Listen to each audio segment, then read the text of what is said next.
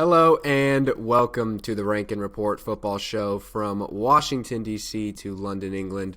I am your host, Adam Booker, and I'm joined, as I always am, by Mr. Charlie Gordon. How you doing, Charlie? Really good, mate. Really good. It's a big week for me this week. 3 exams in 5 days, so I'm all a bit in the zone, really, but I couldn't help but get taken out of the zone when I saw a picture of Fernando Torres this week. I don't know if you saw this picture, right? I had to check. First things first, I had to quadruple check that it wasn't edited, right? Because Fernando Torres has been retired a year or two, and he's built like Stone Cold Steve Austin all of a sudden. I don't know what is going on. Did you see it? I know. It looks like, yeah, he's absolutely huge. It truly looks like he's going into his second career as a professional wrestler. I saw him.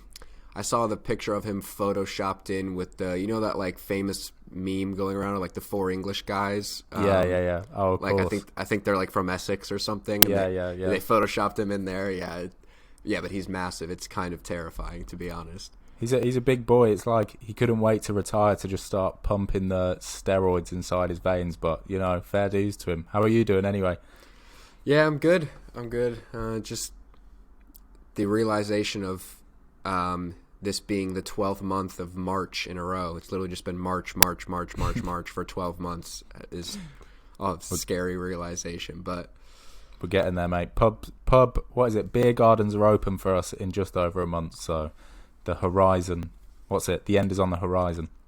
Yeah, well, I mean, it sounds like you guys are going to have fans in stadiums by the end of the season. At least they're doing some trial runs, so that's good news. Yeah, no, the end's near, mate. Absolutely. All right, before we get into our fantasy rebuild of Real Madrid, I just want to encourage everybody to hit the subscribe button down below, leave a comment, let us know your thoughts, and make sure you smash that like button, as well as hit the notification bell to be notified whenever we release a new video. I'm excited about this one, Charlie. We're gonna put on our suits, carry our briefcases, and pretend like we're technical directors, CEOs, presidents, whatever we want to call ourselves, and we're going to try and rebuild Real Madrid. Yeah, there's a stupid amount to sink our teeth into with Madrid. We've been saying it, they come up in our rankings quite a lot because they seem to perform fairly well in Europe. But yeah, we've said it time and time again, they need freshening up. Me and Adam, we've taken a different area each, a key issue that needs looking at. I won't spoil it for everyone, but yeah, we'll get into it. You're going to go first, Adam. Tell us what's wrong. Tell us everything that's wrong with Madrid at the moment. Yeah, so I'm going to start at the back. I think it's safe to say we're fine with Thibaut Courtois in goal, world-class goalkeeper, no problems there. So I'm going to start with the back four. Now look, all across the pitch for this Real Madrid squad, you've got a ton of the classic spine players that are coming down at the end of their contracts. Most specifically in the back four, you've got Marcelo out of contract, Sergio Ramos out of contract. Now there is talk that he may extend his contract. However, if I am Zidane or Florentino Perez, I'm not necessarily, you can't continue to just bank on Sergio Ramos bailing you out with goals. There was plenty of times last season in that run to the title where Sergio Ramos was the one scoring the goals to lead them to that La Liga title. And while that's great, it's a great story. Your captain, a central defender, leading you in goals in the back end of the season, that's not sustainable long term. So I'm going to try and get some fresh blood into the back. So first of all, I'm going to start with the players going out the door for me. And that's the two I just mentioned right there. That's Marcelo and Sergio Ramos. They've been incredible, loyal servants to the club. They've won everything under the sun. We're talking 4, 5 Champions Leagues, a few La Ligas, Copa del Reyes, Club World Cups. They've won it all. But they're at the back end of their careers. They're both over the age of 33. It's time to get them out the club, get some fresh blood in there. Now, look, the issue is we're not going to get any money for them. It's going to save a ton in wages, it's safe to say. Players that are at the back end of their careers are making a ton of money, especially guys like this. But we're not going to get any money coming in from Marcelo and Sergio Ramos. So before I get into the players I'm going to have in to replace them, how are you feeling about two of the all-time greats going out the door, Charlie? Yeah, it's not, you don't want to see it, but everyone's time has got to come to an end. Sergio Ramos in particular will probably go down as one of their greatest ever defenders. He's been there well over a decade, made a ton of appearances, scored over 100 career goals from centre back, which just makes him one of those freaks of nature. And Marcelo is obviously fantastic in his own right, extremely skillful, lots of ability. But fantasy rebuild aside, as it stands then, Adam, is Sergio Ramos on his way out of Madrid this summer? Are they offering him a new contract, or do people think that he's going to go? It's hit or miss from what I've heard. I think there's interest from other clubs. I've heard Manchester City's name thrown around, Manchester United. Obviously the guy's on huge wages, so anywhere he goes, it's going to have to be a big, rich club. I don't know that a contract has been accepted. I think offers have been made, but I don't know if they, weren't enough for Sergio Ramos, or maybe the length wasn't enough. You know how guys get at the end of their career. They almost always want 2 or 3 years, and they're only offered one, and so on and so forth. So a deal hasn't been struck, but it's definitely in the making. But within my fantasy world, I think it's time for him to go. Yeah, I think. Well, if you're not getting any money for him, they're both such big earners, especially Ramos, because he's been such a great servant for so long. That they're always the guys that are on huge wages. So that's going to free up a lot of cash to dip into the market, as I'm sure you have done. And I'm excited to hear who you've pinpointed. Yes, that is going to free up a lot of cash. So what am I going to do with that cash? Now, I'm going to say, for fantasy's sake, that Varane and Nacho and Edgar Militao are going to be staying around. There were rumors that actually came out yesterday, or after I did all of my notes, that Real Madrid is actually going to be open to offers for Varane in the summer, and it looks like United may go in for him with a bid of nearly £70 million. But for fantasy's sake, I think we're going to keep him around, and that's not a definite story, it's just a rumor. So Varane is staying in my back four. Of course, he's a World Cup winner, Champions League winner. The guy's won it all, so he's staying in my back four. But next to him, I'm going to bring in some fresh blood, and this is a player I absolutely adore, and that is Jules Koundé, the French Sevilla center back. Now look, this guy is an absolute talent. He's in the top 90th percentile in aerial duels won, and an interesting thing about him, and these stats come from FBref, is as far as tackles and pressures and all sorts of the classic defensive stats, he's actually really, really, really low when compared to the rest of the defenders in Europe. He's in like the bottom 15th percentile in most tackling stats. Now, while that may seem like an issue, if you watch this guy play, he's one of those defenders, like, I know this is a crazy comparison to make, but just for comparison's sake, like Maldini, who, the myth is Maldini never made a tackle in his life. And that's because guys who are so positionally oriented, they don't need to make tackles because he's never out of position. He's never got to go sliding in. He's just always in the right place. And not to mention, he's great on the ball as well. And if we're replacing Sergio Ramos, you're losing a lot of goals from Sergio Ramos. And Jules Koundé, he scores. He can score with his feet. He can score with his head. You've got the ease of an interleague transfer. He's already playing in La Liga. I think this is a great buy for Real Madrid.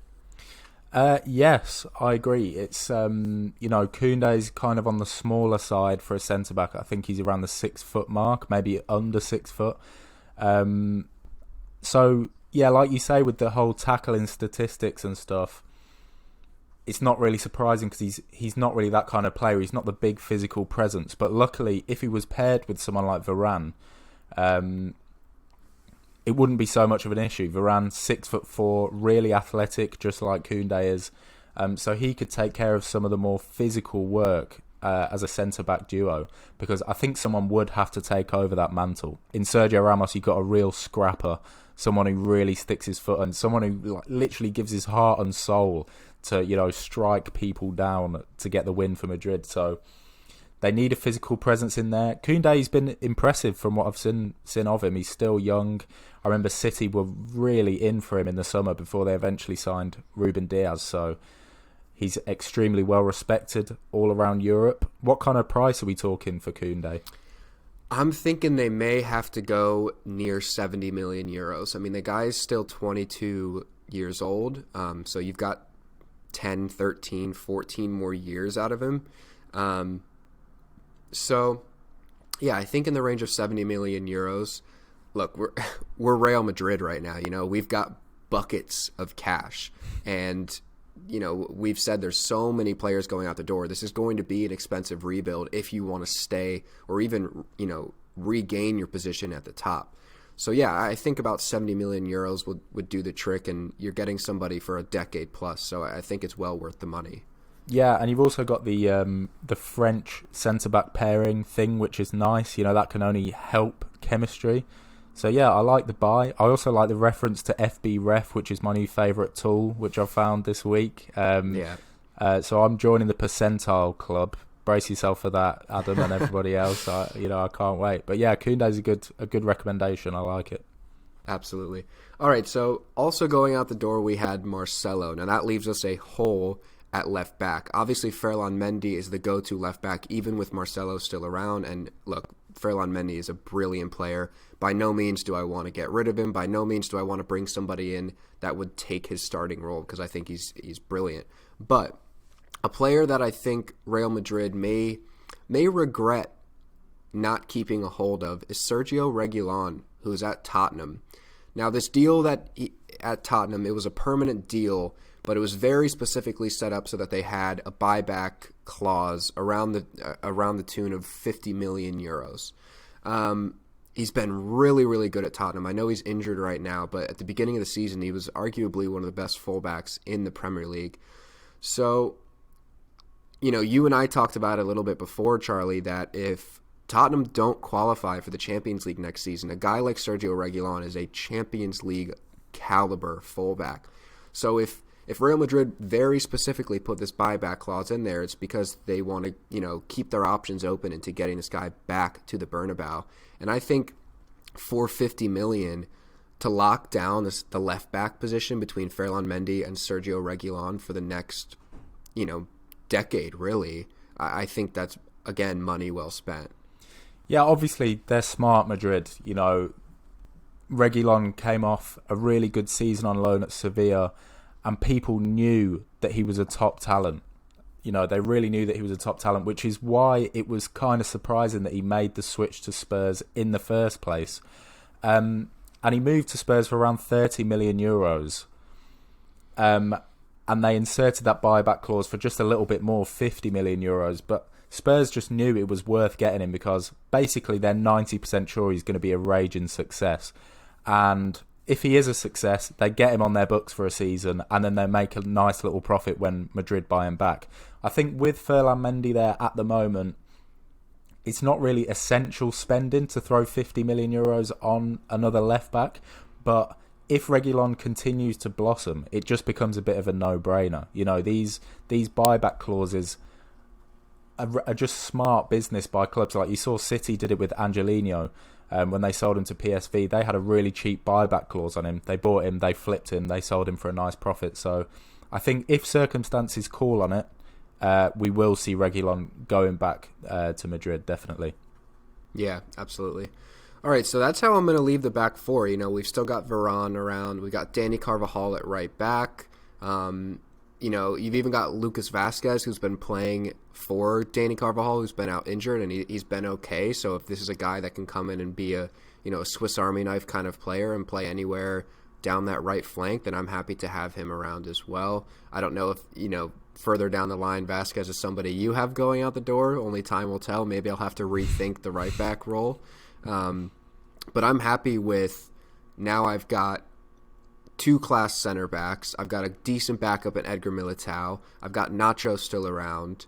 And, we're getting some youth in there as well, especially at left back. If Reguilon does come back, then you can either flip him for a profit or you can have two world-class left backs and, you've got a great rotation to be challenging on multiple fronts. So I think, getting some of that older, more expensive players out the door and bringing in fresh blood, a new injection of youth, energy, I think it'll work wonders for that back four.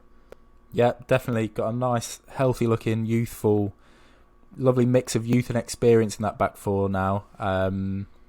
And I think you wanted to tackle a couple of issues in defensive midfield, did you, before we switch over to my area? Yeah, before we move up to the attacking part of the field, I'm just gonna one player. Now, look, this hurts me. I love this player so much, but another guy that, we've got an old midfield. We got Toni Kroos, Luka Modric, and Casemiro, who are all. Casemiro will be 30 next year. Toni Kroos is 32. Luka Modric is 35 and running down the end of his contract. I think it's time for Modric to go. He's a brilliant player, but it's time for some youth into that midfield. This is the kind of midfield that when I watch them play, there is little to no energy. There's little to no creative spark. The reason that they really haven't been exposed up to this point is because they are so experienced and they are so good. You've mentioned, we've talked about them a million times on our rankings episodes, and they keep popping up in our top 10, even with totally uninspiring performances, is because they're just so experienced and they just are always in every game on the back of that experience and, their age. They've been around forever. But I think it's time for Luka Modric to go, Charlie. Yeah, I mean, it's a big call. Obviously, Luka Modric, Ballon d'Or winner, still a very tidy player with loads of technical ability. And he's got the kind of game where he can play into old age, really. It's never really been based on pace. It's more kind of footwork, experience, vision, passing, little touches in and around the box. So I guess all that's, a shake-up is fine. A shake-up's fine. He's getting on, Modric. His best days are behind him. He's had his absolute heyday when he went to the World Cup final and won the Ballon d'Or. But a shake-up is sometimes needed, as you very much believe, Adam. So I guess all that's left to determine is kind of how long is left on Modric's contract and how much could Real Madrid get for him, or is he out of contract at the end of the season? Yeah, he's out of contract, so you got no money coming in for him. I don't think you'd get that much anyways for a 35-year-old. We're talking less than 20 million probably, or around the 20 million euro mark if you were selling him in the middle of his contract. But his contract is winding down. So again, another player we're going to have to bite the bullet on, but it's going to free up some space in our wage bill. And again, we're Real Madrid. If we need to spend 150 million in a summer to get this squad back to the top and get this club back to where they should be, which is challenging in the Champions League, challenging in La Liga. I know they're challenging right now, but it's a very limp challenge and it's not very inspiring. So I'm going to bring in some youth to replace Luka Modric. Now, I've gone out, looked around Europe, and I've gone for a couple things.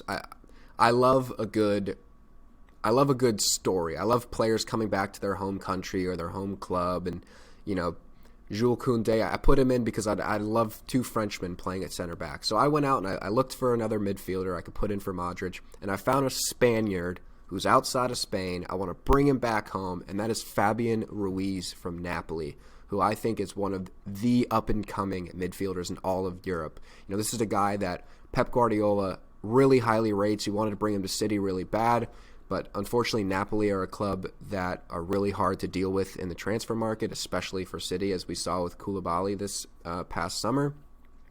But I think Real Madrid have a different kind of pull than Manchester City. Look, he's a very technical, calm presence on the ball. He's a great passer. His forte is progressive forward passes. He's in the top 94th percentile in all of Europe.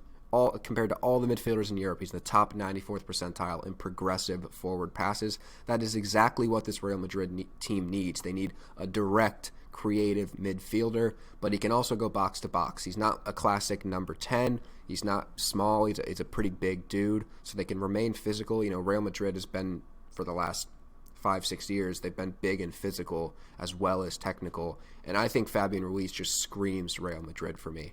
So, Charlie, I'm looking at, again, maybe 70 million euros. I think Transfer Market had him rated at about 50 million, but typically that's, realistic value. But when it comes down to actually negotiating for a highly touted asset from another club, you got to tack on some more money. So I think, again, we're looking at 70 million euros.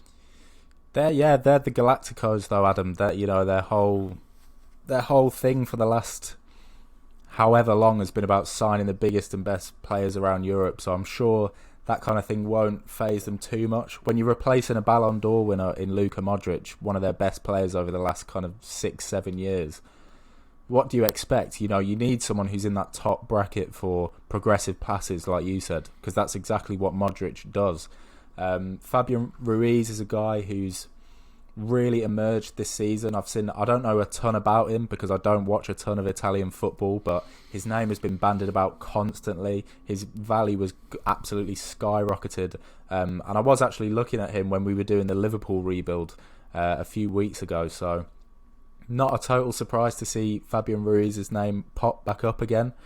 And I think that's what fundamentally it's what Madrid need. They need a star-studded top caliber player that is just much younger than Modric, and they'll need to splash out for it because that's just the way the market works. But yeah, I agree with you that it is what Madrid need.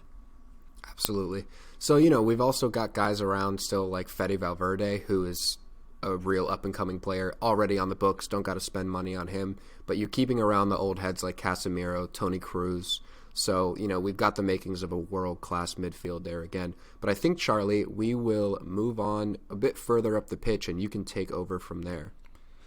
Yes, absolutely. So I've tackled the very specific issue of wingers. I'm going to ignore the attack today because, you know, they've got Benzema at top. They got I can't even speak. They've got Mariano as backup, who also looks quite promising.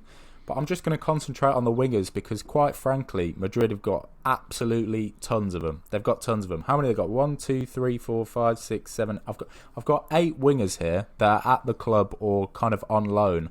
In fact, I'm sure there's more on loan that I've forgotten about, but 8 immediate wingers here competing for 2 spots on the wing. And the headline is none of them are really productive enough in terms of goals or assists. And that's just shown up in the goal charts this season. Benzema's way out there on his own, and someone needs to be helping him. They've got the star-studded Eden Hazard in there, who's been just injured. He's been one of the worst, kind of least successful stories for a huge money transfer. He's not turning out every week. They've got players like Vinicius and Rodrigo who are too young to really be making a huge impact every week. So it's an issue area for me, Adam, and I will go straight into who I'm getting rid of, okay? And there's 4 players here who I'm going to get rid of.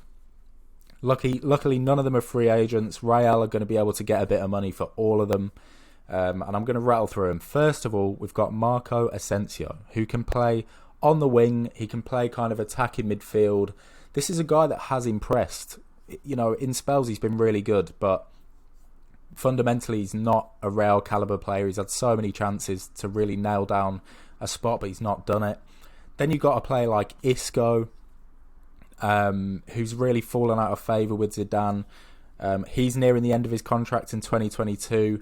Transfer market's got him at 20 million, so we can get rid of him as well. Brahim Diaz is out on loan at AC Milan, and he's really impressing. But the reason I would get rid of him is because they've got 2 really good young wingers in Vinicius and Rodrigo. You know, 2 very young wingers is enough. Brahim Diaz is kind of surplus to requirements. He's impressing at Milan. They would be willing buyers for around £20 million as well. And finally, quite an easy one here, you've got Gareth Bale, who is on £650,000 a week, and he doesn't want to be at Madrid. So it would suit absolutely everyone if Madrid could get his move to somewhere in the US, somewhere in China, somewhere that's going to pay those huge wages, and transfer market's still got him at 20 million. They've got Ascencio at 30 million. So overall, Adam, we've got an £80 million transfer fund here to refresh the wingers department. And just as a headline, that leaves us with Eden Hazard, Lucas Vazquez, Vinicius and Rodrigo to work with. So I think I've got rid of some of the dead wood there. Yeah, you know, there's a lot of players that I think when they were coming up as youngsters, you know, you look at Isco, Marco Asensio, that these guys were really highly touted. They seemed like they were going to be absolute superstars, and, you know, it hasn't really turned out that way. So I totally agree with you. I think it's just about time to get some money for them and move on to some real superstars. Yeah, and when you look at Isco and Asensio in particular, Isco this season, 18 games, 0 goals, 1 assist, and he's the lowest average match rating of everyone. Every winger that Real Madrid have got. Ascencio, 30 games, 2 goals, 2 assists. It's not good enough. You know, there's wingers out there that are banging in 20 or 30 goals a season. So that's what Madrid need, basically, Adam. They need, if I'm getting rid of 4 players, I need to get at least 2 in. One of them has got to be a direct winger with an eye for a goal that can just help Benzema out, for crying out loud. Because if he has a drop in form and stops piling the goals in, they're in massive trouble, because the guy behind Benzema is Casemiro. So first things first, I'm going to tackle that one. And when I say the name Serge Gnabry to you, Adam, what are your primary thoughts when I say the word Serge Gnabry to you there? Well, I mean, obviously you're a very smart man, because the exact words that come to my head are exactly what you just described as what this club needs, which is a direct, pacey winger who not only is going to be able to get to the byline and pull balls back for Benzema, sending crosses, but he's going to get you 15 to 20 goals this season as well. And you've got youth on your side. He's coming from a Bayern team packed with wingers, so it all works out for me. Absolutely. I think that's one of the key things that makes this transfer realistic to me, is the fact that Bayern have got so many wingers. You've got Leroy Sané and Kingsley Coman just tearing it up for them at the moment. So theoretically, they wouldn't even miss Gnabry that much. And they've got Douglas Costa waiting on the wings as well. Pardon the pun. But Gnabry is 25 years old, so he's really in the prime of his career as a winger right now. I'm not put off by that. They've got plenty of youth in the wings for Madrid. Obviously, Vinicius and Rodrigo are both 20, which makes me feel extremely old. They need someone in the prime of their career. Gnabry, he's worth 63 million, so it is big bucks, but he's got 7 goals in 19 Bundesliga games this season. He's adept at feeding a skillful big man in Lewandowski, much like Madrid having Benzema up top. And just I really want to get on this percentile train. So against every other winger in Europe, he's in the top 5% for non-penalty expected goals, shots per game, and touches in the opposition box. Now, if that doesn't spell to you, I am an extremely attacking winger who loves to put balls in the back of the net, I don't know what does. So yeah, that's basically what it boils down to me. I banded about a lot of names, the likes of Richarlison. I was really intent on putting Richarlison in there, believe it or not, but I changed my mind last minute. Pedro Neto, and obviously in a dream world, Adam, we'd go with someone like Kylian Mbappe. But I want to keep people on side. This is a dream world, isn't it? It is, but it's not a £162 million dream world. I want to restore some credibility with our viewers, of course. So I've gone semi-realistic here with Serge Gnabry. Yeah, I love it. I mean, how much are we looking for? How much are we going to have to spend to bring him in? So Transfer Market's got him at £63 million, Adam. And the 4 wingers that I'm getting rid of, that raises 80 million. But we're Madrid, I want to get 2 players in. One of them's costing £63 million. So what? We're the Galacticos. And 60 million for Serge Gnabry, who, to me, has established himself as one of the real best finishers from the wing in Europe. I think 60 million's reasonable for a player like Gnabry, don't you think? Yeah, absolutely. I mean, you talk about some of the players, like look at Riyad Mahrez, who went for the same price. But he was about 4 years older than Serge Gnabry, so I think I really think it would be a bargain to get him at 60 million, because you're talking at least 7 or 8 years of production. Yeah, definitely. So I think Gnabry comes in, and another player that I want to get in here is of a slightly different mould, because we're getting rid of players like Isco, players like Ascencio, who can fill in on the wing and also drop back into an attacking midfield role as well. So I want to get someone of that mould, okay? And my brain instantly went towards, these first 2 aren't who I've gone for, but they went towards Ligue 1, who are having a yard sale this summer, as we know, because of the whole TV deal woes. So, first of all, I went to Angel Di Maria, who would be available for free. Obviously, he's been at Madrid before, but his stats are right up there with anyone in Europe. But then I was put off by the fact he's 33 years old. Can I really advocate that live on YouTube in front of literally hundreds of people? I don't think so. I don't think so. Then I was drawn to his teammate Julian Draxler, who is also available for free. His stats are surprisingly good. He fits that mould perfectly. Can play on the wing, can play attacking midfield. But I just don't think he's good enough, to be honest. If I'm getting rid of someone like Ascencio, I really see Draxler in that kind of mould. I see him as that calibre of player, so I'm not going to get him in for the sake of it. I decided to spend some money instead, Adam, and I decided to go straight in for Mason Mount. 22-year-old Mason Mount, who, straight off the bat, could be in for a slightly tough time because Thomas Tuchel has come into Chelsea. You know, he was a real teacher's pet under Frank Lampard, who absolutely loved him. So, straight away, Adam, what are your thoughts on Mason Mount before I get into percentiles and all that malarkey? I mean, it's funny. I'm interested to hear the percentiles because he's a player that I think maybe you've tagged him as the teacher's pet. I think that put me off of him at first for a while when it felt like I think I was influenced by Twitter. I think the toxicity of Twitter seeped into my brain, and I was convinced that he got on the pitch because he was loved by Frank Lampard and not purely out of performances. But the more and more I watch him, he's everywhere on the pitch. He's just, I used to think he was an energy merchant, but he's energetic as well as he scores goals. He is tracking back. He is assisting.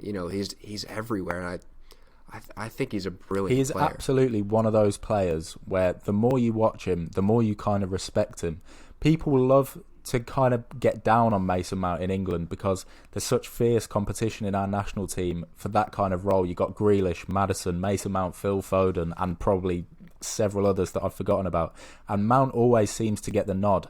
But when people actually watch Mount for England, when you're actually supporting him, they realise he's actually a really talented player. Stats-wise, against all of the European midfielders, he is in the top 5% for expected assists, shot-creating actions per game, touches in the opposition box per game, and progressive passes per game. So he is in unbelievable company for all those stats against midfielders. And if you want to play him as a winger, against all of the European wingers, he's in the top 5% for pass completion and pressures, which is not really a surprise. He always works really hard for the team. And I think a final thing to note with Mount is the fact that Madrid are dealing with players like Hazard who are constantly injured. They just want someone who's going to be able to turn out every week. He's already made 41 appearances for club and country this season. 7 goals, 4 assists is fairly solid. He's only 22 and he's played 174 games, Adam. So I think that will bring quite a bit of stability to Madrid as well. Just someone who's going to play every week.